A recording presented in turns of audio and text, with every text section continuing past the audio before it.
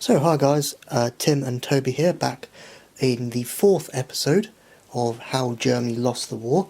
And this episode is going to be about the D-Day landings, or more specifically, three parts. So, this first part will be about the leading up and preparation for D-Day, or Deliverance Day, as it was known.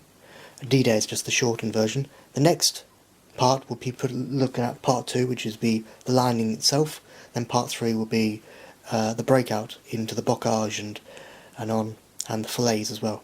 So just a little quick kind of backstory anecdote is that Normandy itself, or the campaign, lasted from the 6th of June 1944, Tuesday specifically, 6th of June 1944, all the way up to the 21st of August 1944. And by that time the German army had definitely lost the war. By that time, they were just in droves. We'll get that, onto that in part three of the in part three. So the preparation. So from 1942, it was kind of the British Army had worked out that a massive frontal assault of the coast of France was needed, because after August of 1941, the big failed raid on Dieppe, which thousands of Canadian soldiers died. That was kind of the last effort to push Germany out of France. Until June 1944 comes along. So from 1942, the British Army and the American Army and all the high-ranking officers basically, kind of put together plans in stage on preparation to actually officially invade France, but they don't reveal it yet until, of course, 1944 comes along. Well, of course, that would be Normandy. So if we skip ahead to June 1944, right up to the 5th, 6th of June 44, the British Army and Air Force had been using, with the very famous SOE, Special Operations Executive agents, have been putting together kind of dummy tanks, dummy airfields, dummy radio signals, miscommunication, just like the landings of Sicily did basically the exact same thing, but it was to tell the Germans that we are going to land at the Pas de Calais, which, if Normandy was there, kind of Cherbourg, and you get that sweeping bit which is Normandy, Pas de Calais is up here, there. So of course the Germans rushed panzers and loads of infantrymen to the Pas de Calais, which of course was a bluff on the Allies' part. And of course Erwin Rommel, who was the very famous general in North Africa, who also commanded the German Normandy frontal coast defences on Normandy. He helped to build it and everything, known as the Atlantic Wall, which I've actually been there. Which I think, have you been there as well, Toby? Wait, where is this again, sorry? The Atlantic Wall. Oh, I haven't been there, sadly, not yet, but okay. Once COVID's over, yes, definitely.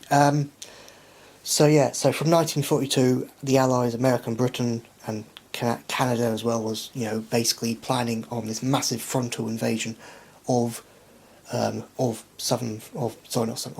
France itself, of Normandy. But of course, the British Army helped with, and also the SOEs, with bluffing the Germans to say that we're going in one direction, which we're not. But also, something called what the Royal Air Force, British Air Force, dropped to again, by the 4th, 5th of June, dropped what is called window, which are small little tinsely fragments of bits and pieces, would be dropped, and it would scatter loads of dots on the German radar, thinking that that's a massive flotilla of landing craft coming towards the Pas de Calais, which it wasn't, of course. So, do you want to reiterate a bit more, Toby? Yes, so, all throughout the war, we really had been beating the Germans quite significantly on intelligence. The only real bad defeat we'd suffered was perhaps the elimination of quite a bit of the French resistance in 40 2 and 3, and then very early in the war, what's known as the Venlo Snatch, but that's another story. So the Germans tried to trick us as well, believe it or not. They actually made dummy tanks out of wood, but such was our intelligence that we actually knew that these were dummy tanks, and the RAF and the American Air Force, always great ones for humour, dropped wooden bombs on them, saying wood for wood, basically, so didn't really do any damage there, and by this stage the Germans were just completely tricked, and, fair enough, the Germans did have, let's say, not perhaps the best forces in Normandy at the time, but they were still not, atrocious, as some people have said. Some people say, let's take, for example, the 352nd Infantry Division, which opposed the Americans at Omaha. Some Americans and other people have said, it was an elite division. Some German officers at the time thought it was just an absolute tossed-together rabble. I think the truth really is somewhere in the middle, but with that division at least, yes, it wasn't great, but it certainly wasn't terrible, and the forces in the area, despite being diminished, were not strong, but strong enough to hold at least the British back stages of the campaign. Alright, thanks Toby. So the British Army and American forces and Canadians, so basically Montgomery and all the other famous British generals, and of course American generals as well, had come up with the landing date as Monday the 5th of June 1944. That's when they were going to set sail to go over to Normandy beach and land. But so they told everybody, the RAF, the landing forces, the regiments themselves, everybody, commandos, and they said the 5th of June. Suddenly, typical French weather, it bucketed down with rain, storms and everything on the 5th of June, so they cancelled it. Then they said, they looked at the weather for the next day, more famously Tuesday the 6th of June 1944, and that was a go-ahead. In a nutshell, it was basically a go-ahead. There were some few mishaps about different leaks and rains and stuff, and a bit of storms, so a lot of times they were raring to go, and then it was cancelled, they were up again, but then it was cancelled, but, from the 6th of June 1944, they were away. And now I'll add this in the next part of the video, which is actually about the landings themselves, but 157,000 troops were basically involved in the actual landings, and then further, well, of course it will get less and less when the campaign came through, but to do with the whole preparation landings, it is 157,000 British, well, including British, Canadian, American and Scottish troops.